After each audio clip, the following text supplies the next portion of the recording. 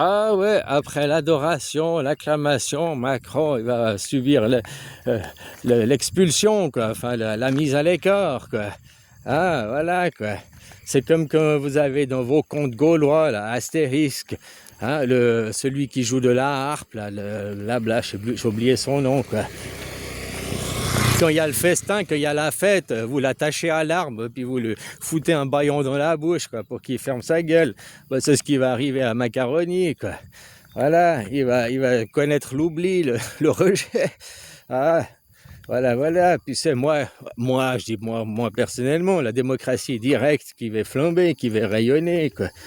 Parce que moi, je n'ai rien à foutre de ce que vous pensez de moi, quoi. Je vous encule tous, c'est aussi simple que ça, quoi. Voilà. Moi, sérieusement, pour moi, ça a plus d'importance qu'est-ce que mon chien, il pense de moi, que qu'est-ce qu'un humain, il pense de moi, quoi. Un humain, qu'est-ce qu'il pense de moi? Mais je l'encule, quoi. C'est aussi simple que ça, quoi. Hein, voilà. Avec leur ego de merde. C'est-à-dire que mon chien, mon chat, eux, justement, ils n'ont pas des égos de merde. Eux, c'est des vrais humains. Eux, ils sont vraiment dans le moment présent et tout, quoi. Ah, voilà, quoi. T'as vu le chat?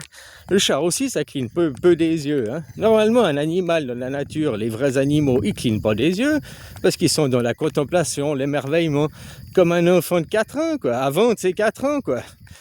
C'est 3 ans et demi, 4 ans qu'il a son ego qui arrive. Hein, contemplation, émerveillement, voilà. Un animal, quand il cligne des yeux, puis qu'il y a quelqu'un, un autre animal, c'est pour lui dire je t'aime. Que ton chat te regarde dans les yeux, puis qu'il ferme les yeux, hein, c'est pour te dire je t'aime. Voilà, quoi. Ton chien aussi, c'est pour te dire je t'aime. Hein, voilà. Baisser le regard, fermer les yeux face à un autre animal que tu te regardes droit dans les yeux, c'est accepter la faiblesse, c'est perdre devant l'autre, on va dire. C'est baisser sa garde. Donc, tu fais ça à quelqu'un que tu aimes, tu baisses ta garde devant quelqu'un que tu aimes. Tu vas pas baisser ta garde devant un ennemi. Enfin, je sais pas, hein. Il y en a que peut-être oui, ils baissent la garde devant l'ennemi, parce qu'ils ont jamais d'ennemis, puis ils se disent « Ah putain, j'aimerais bien qu'on me batte une fois, quoi. » Ouais, des choses pareilles. Tu vois comment, bien. Avec les dents. Avec les dents. Ah, tu vois l'accent. Tu crois que moi je te dis avec les dents du fond? Non, moi je dis avec les dents. A-I-D-A-N-T-S, quoi. Avec. Non, ouais, bon, les dents, celui qui aide. Voilà, avec les dents, quoi. L-apostrophe A-I-D-A-N-T, quoi. Les dents. Non, pas celui qui est laid dedans, non. Non, ben peut-être c'est comme ça qu'on les reconnaît. Ouais, ils sont. Non, mais il y a ceux qui sont laids dedans, ils sont beaux dehors. Ceux qui sont laids dehors, ils sont beaux dedans. Ah, c'est pas obligatoire, automatique, c'est pas comme les antibiotiques. Mais souvent c'est comme ça. Hein? Les gens qui ont une certaine... Puis ça, c'est subjectif. Hein? C'est parce que c'est la société qui catalogue aujourd'hui. Oh, t'as un gros nez, t'es dans la laideur. Tu devrais te faire opérer. Hein? Changer ton... Ah, t'as pas assez des gros seins, faudrait mettre des prothèses. Hein? Hein? Au lieu de s'accepter comme on est, quoi. Tu vois ton image que t'as, ton nez biscornu, ton gros nez, des petits seins, des gros seins, petits gags, grosses gags, toutes choses du 43 ou bien du 42, tout ça, c'est pas toi qui as choisi, tout ça, c'est Dieu. Si Dieu, il se définit par l'image en rapport d'unité, hein, on a tous une image différente, on a tous un rapport d'unité différent, on a tous un volume différent, quoi. Ici, bas sur Terre, quoi. Même ces deux arbres, hein, même s'ils sont frères, ils n'ont pas le même volume, ils n'ont pas les mêmes embranchements, ils n'ont pas le même nombre de fruits, ils n'ont pas le même... Voilà, c'est aussi des individus différents, ils ont une image différente, donc une définition différente. Voilà. C'est aussi simple que ça, quoi. Si Dieu il se définit par l'image, alors pourquoi après tu laisses les autres dire « Ah ben, tu vois ton image dans le miroir, Tu laisses les autres influencer ta psyché pour te dire ton nez est pas beau, ta coupe de cheveux ça te va pas, pourquoi t'es ci, pourquoi t'es ça. Tu vois, c'est les autres qui viennent t'attaquer. Tout ça, c'est oh non, on fait pas ça pour l'attaque. Ben si, parce que tu juges, tu dis d'après toi, d'après ton goût. Ah, ce serait mieux au lieu de lui dire non, ben ton nez il est parfait, accepte ton nez comme il est. Hein, il y a des gens qui vont te dire ça, ouais, ton nez est parfait, accepte ton nez comme il est, puis après tu vas demander l'avis à l'autre, il dit ah non mais il a raison, hein, ton nez il est pas si, ouais peut-être tu devrais te faire opérer quoi. Hein, pourquoi on se laisse influencer par les autres? Ton image, c'est de ton miroir. Pourquoi après tu veux aller la modifier par des opérations chirurgicales? Pourquoi après tu vas aller voir les démons, les médecins quoi? Hein, par la chirurgie, pour l'image, changer l'image, quoi.